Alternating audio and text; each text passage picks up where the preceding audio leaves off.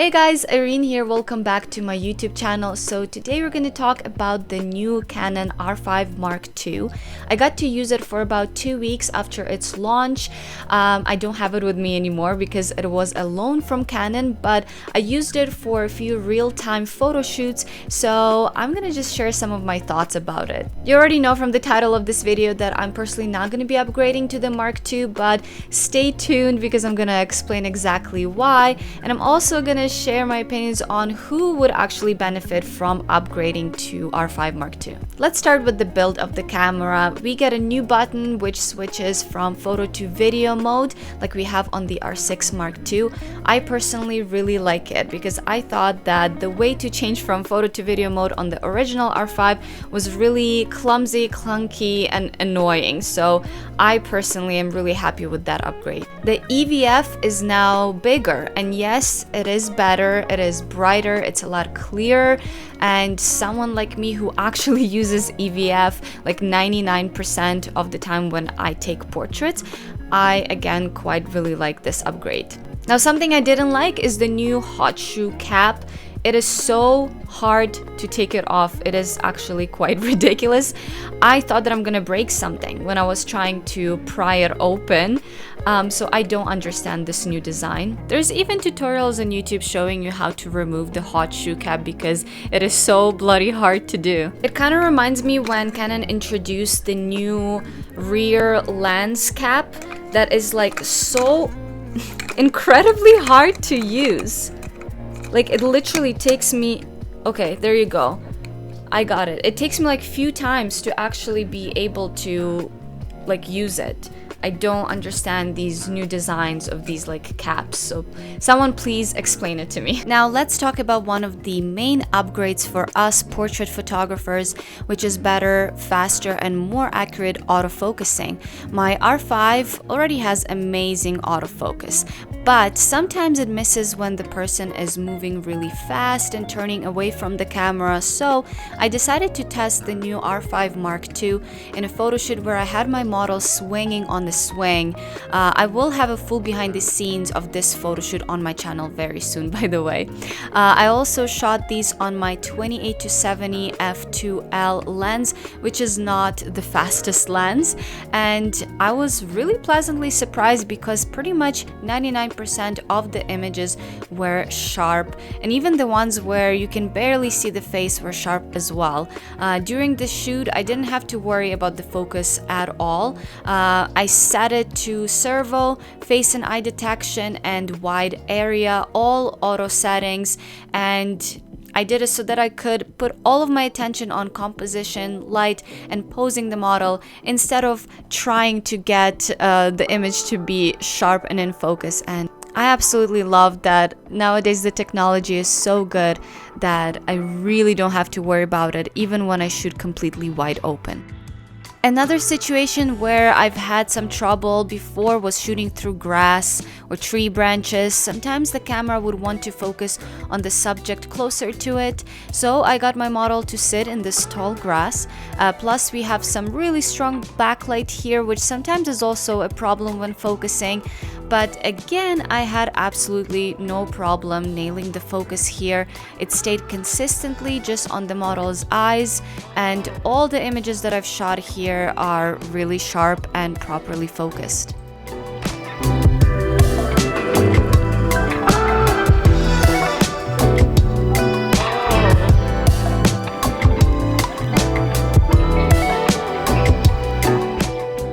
Now let's compare the Mark II to the original R5.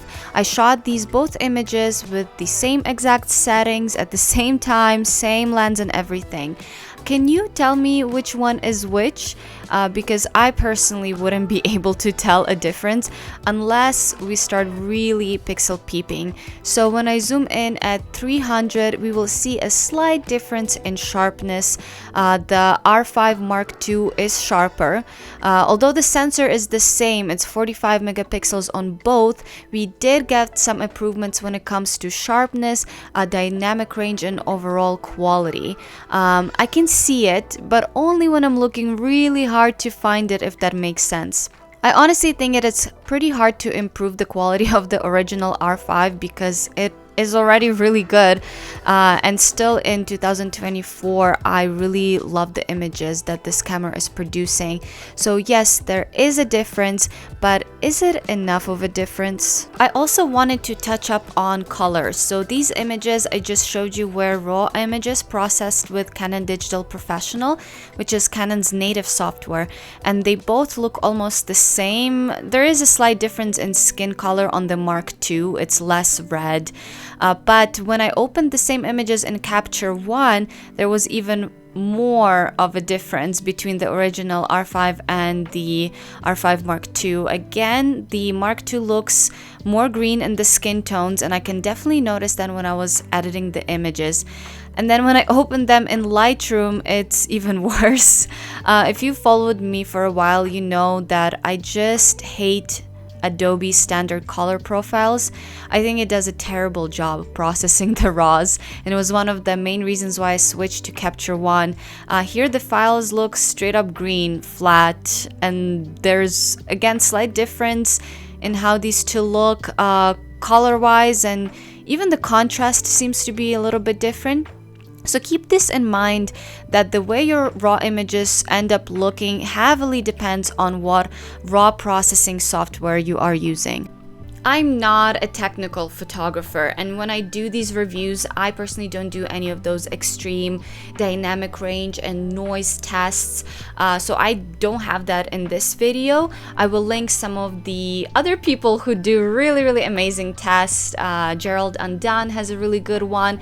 Even Manu Ortiz also did some really good tests, so I will link their videos down below. But personally, my opinion is that most of these new expensive mirrorless cameras all handle the dynamic range and really high ISOs really well, and I personally never shoot in those super extreme conditions where I would actually need to know whether the ISO 6400 is slightly better on the R5 or the R5 Mark II, if you catch my drift. But if you're interested in that, I will leave some of the videos in the description where you can find that information. There are some other really cool new features like the eye focus detection. So essentially, you will calibrate your camera, and then it's going to be able to recognize your eye movements while using the electronic viewfinder. You're going to be able to focus exactly where you're just looking at,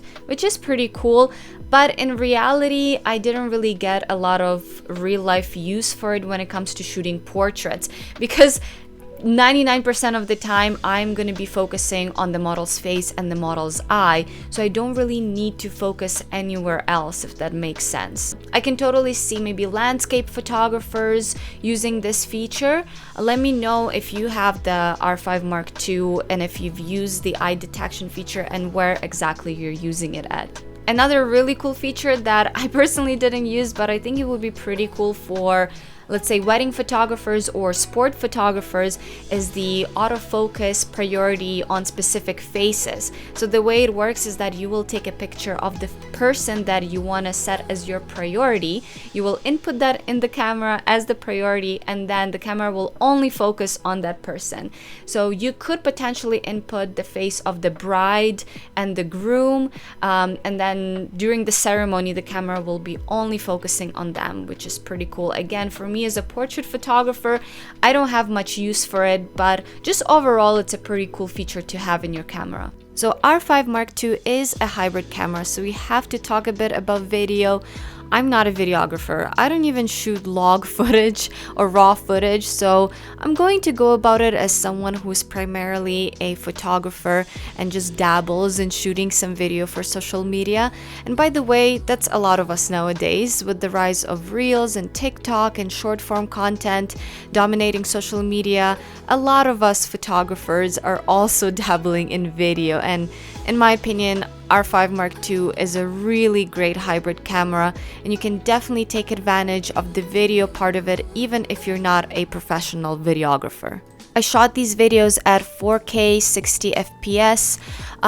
This is just regular video straight out of camera. I didn't do any color grade to it to show you that it's possible to get something really amazing without even putting a lot of effort in it. This is all handheld as well without use of any gimbals. I did feel like the autofocus is definitely better on the Mark II compared to the original R5 when it comes to video. I tried to make it challenging for the camera by putting some grass in front of the lens and shooting heavily backlit scenes, but it did an amazing job at keeping the focus on the model's face and the eyes. The stabilization is awesome, but to be honest, it's always been great on the original R5, especially if you're pairing it with the fast and light lens. Here I used the 85mm f2 macro, and I was so in love with this footage. Again, I'm not a videographer, but I think I was able to get some professional looking results with ease. Alright, so what are my final thoughts?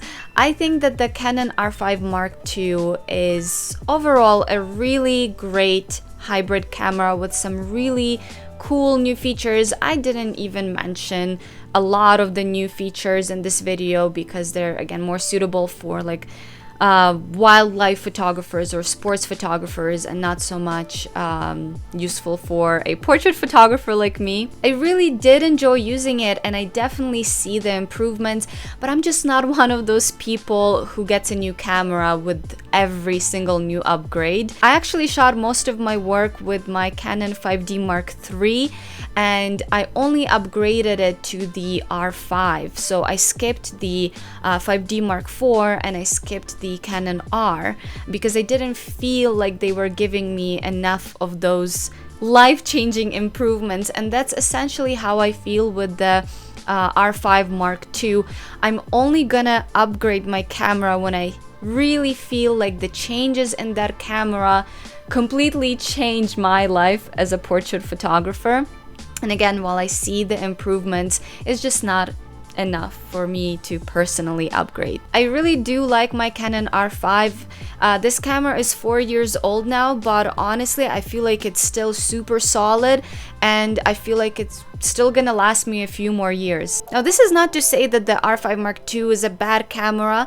If you have the budget and you want that upgrade, absolutely go for it. I really don't think that you're gonna be disappointed. Maybe you've been using the original R6 and now you feel like you are ready for that 45 megapixel upgrade.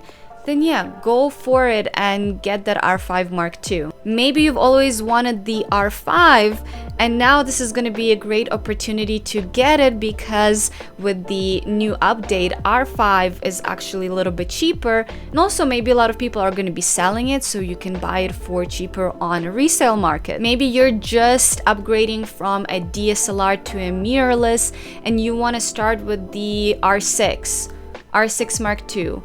R5 Mark II. Honestly, if you catch my drift, any of these cameras are amazing and they're suitable for professional photographers.